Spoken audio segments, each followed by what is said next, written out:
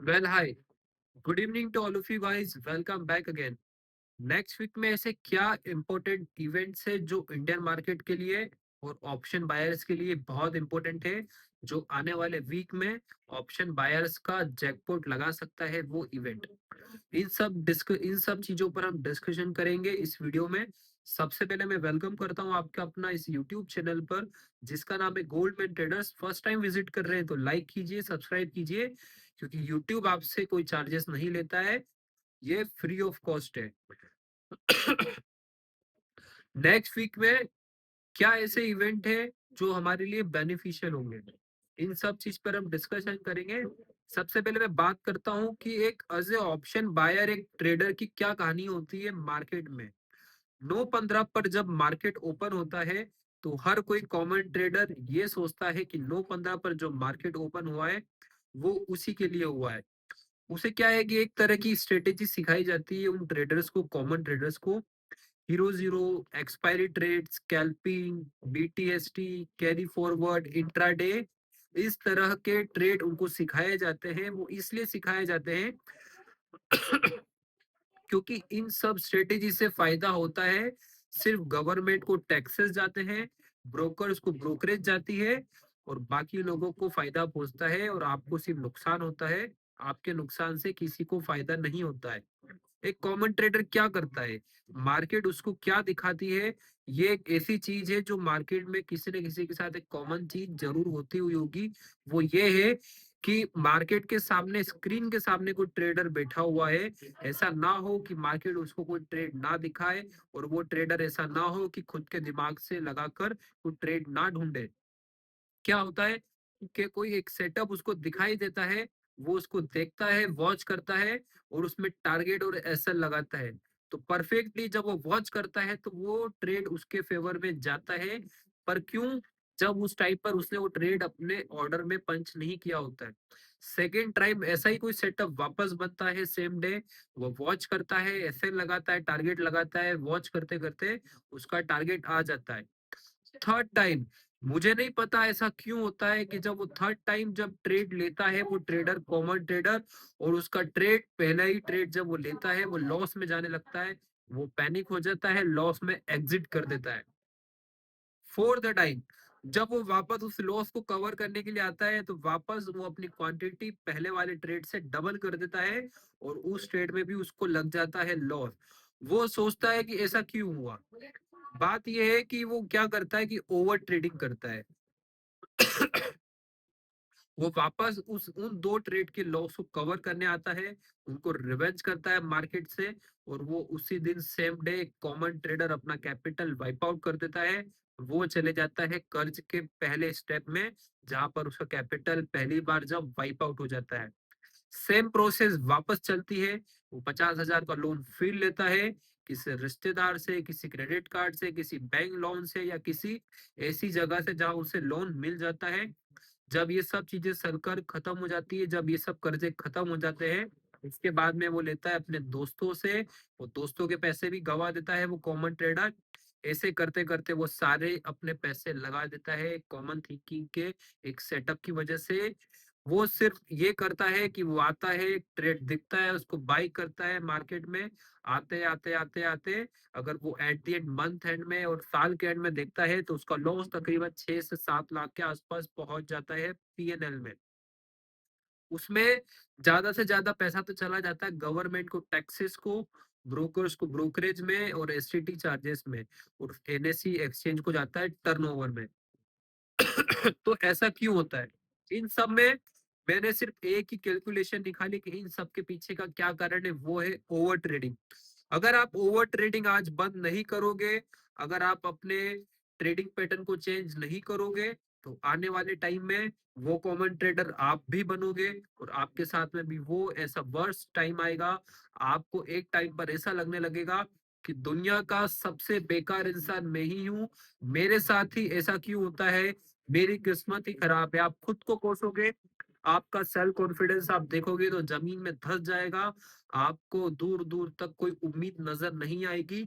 आपको सिर्फ एक डिप्रेशन के शिकार में चले जाओगे।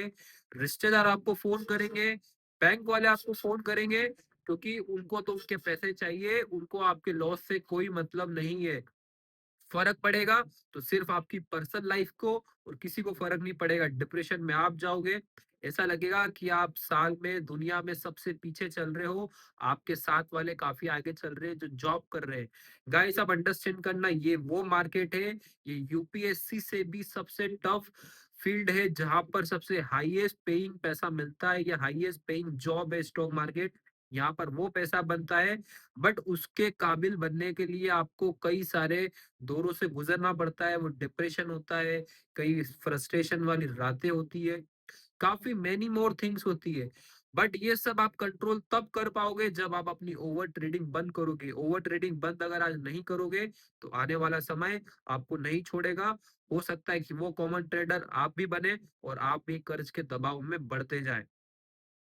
दूसरा टॉपिक, हमारा मेन टॉपिक, हम डिस्कशन करते हैं कि नेक्स्ट वीक में क्या ऐसा इवेंट है जो हमारे लिए बहुत इंपॉर्टेंट है।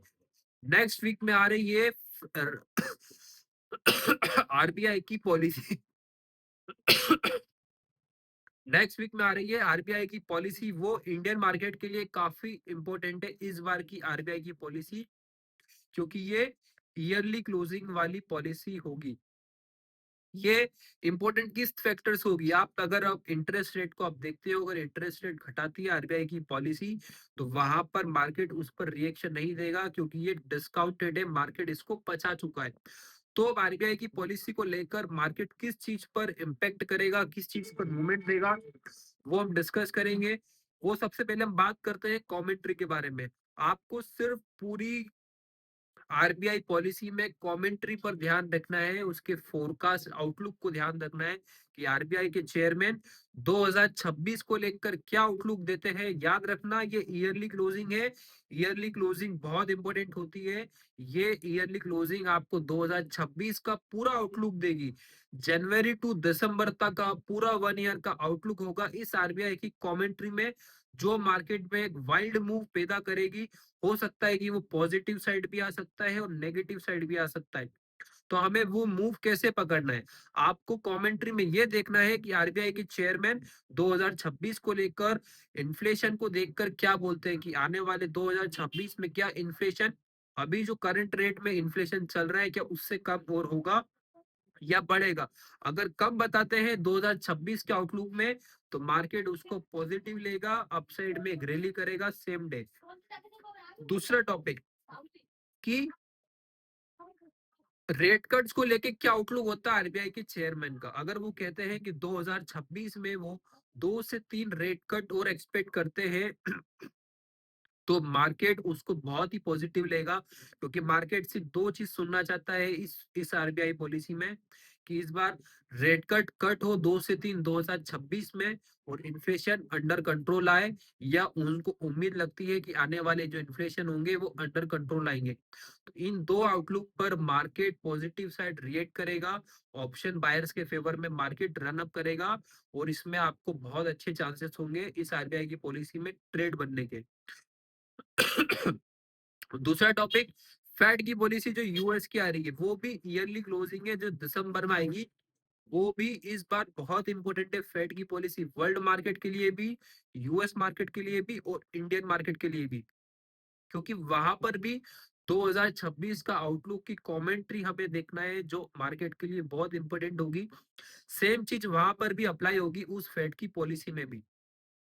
अगर ये चीज फेवर में आती है ना, तो मार्केट आपको अच्छा रिवॉर्ड देगा। इस बार फेड की पॉलिसी और आरबीआई पॉलिसी को लेकर क्या ट्रेड है और क्या ट्रेड सेटअप है, मैं अपने फ्री टेलीग्राम ग्रुप में वो ट्रेड बिल्कुल शेयर करूंगा।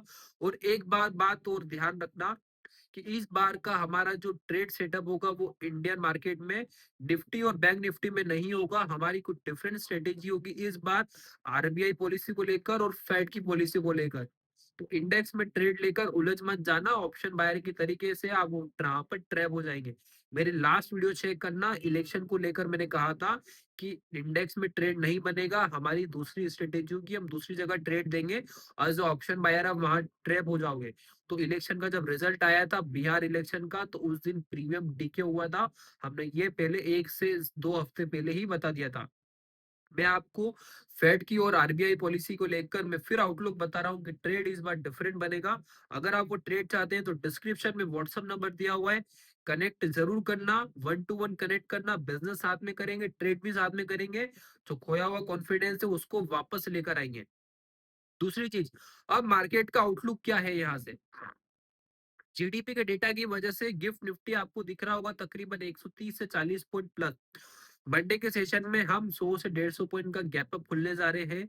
ये हमें गिफ्ट निफ्टी इंडिकेट कर रहा है, बट हमें गिफ्ट निफ्टी को कई बार इग्नोर करना चाहिए क्योंकि वो अपनी ही धुन में चलता है, मुझे उस पर भरोसा नहीं होता है।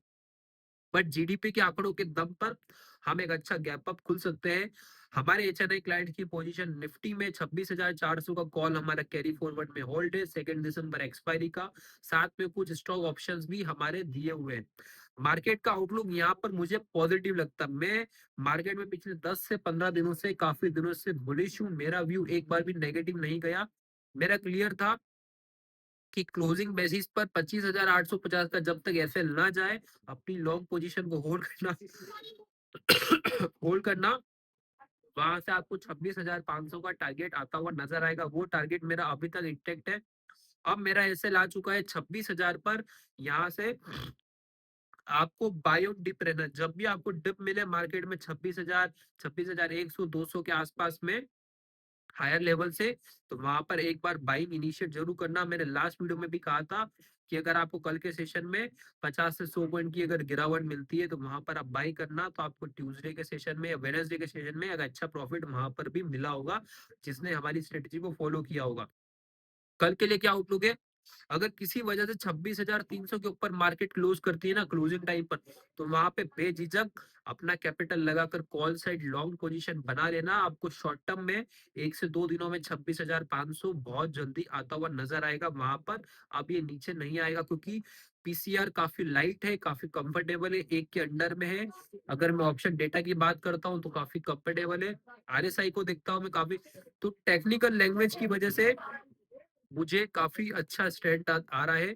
और एफआईएस का डेटा काफी अच्छा है। सबसे एक अच्छी बात यह है कि एफआईएस के डेटा में कि इतनी तेजी के बाद में भी ना एफआईएस की लॉन्ग पोजीशन सिर्फ 15% है, जो सबसे बड़ा प्लस पॉइंट है।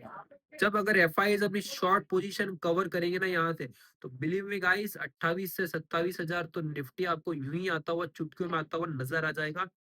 जिस तरह से मैं बात करूं, जब बैंक निफ्टी का लेवल 26,000 पे था, तब भी निफ्टी का लेवल 26,200 पे था। सॉरी, बैंक निफ्टी का लेवल जब 56,000 पे था, तो निफ्टी का लेवल तब 26,200 पर था। आज बैंक निफ्टी का लेवल 59,000 पे, वहां से उसने 3,000 पॉइंट्स की रैली करी है। बट निफ्टी आज भी 26,200 पर ही है। तो अगर मैं उसकी रैली को कंपेयर करता हूँ ना निफ्टी को, तो निफ्टी को इस टाइप पर कम से कम अभी 27,000 के ऊपर होना था। ये सिर्फ ट्रेड डील की वजह से रुका हुआ है, ट्रेड डील की वजह से 700-800 पॉइंट की रैली पेंडिंग है। जब भी ये न्यूज आएगी ट्रेड डील की, तो वन वे मार्केट इसको अपना जो बचा हुआ रैली है वो उसको पैचअप कर लेगा। और अब यहाँ से बैंक निफ्टी आपको थमता हुआ नजर आएगा और निफ्टी यहाँ से पैचअप करेगा। तो ये सब अपना डिस्कशन था इस वीडियो में। अगर आपको कुछ भी अच्छा लगा हो तो लाइक करना, सब्सक्राइब करना। और अगर डिस्क्रिप्शन में व्हाट्सअप नंबर दिया हुआ है, कनेक्ट करना है एक बिजनेस के लिए, ट्रेड के लिए, तो हमसे कनेक्ट करना, साथ में मिलकर काम करेंगे। तो मिलते हैं अगली वीडियो में। अगर कुछ भी अच्छा लगा और ओवरनाइट अगर कुछ भी चेंज होगा, मैं आपके साथ में डेफिनेटली बिल्कुल शेयर करूंगा। तो मिलते हैं गाइस, जय हिंद, जय भारत।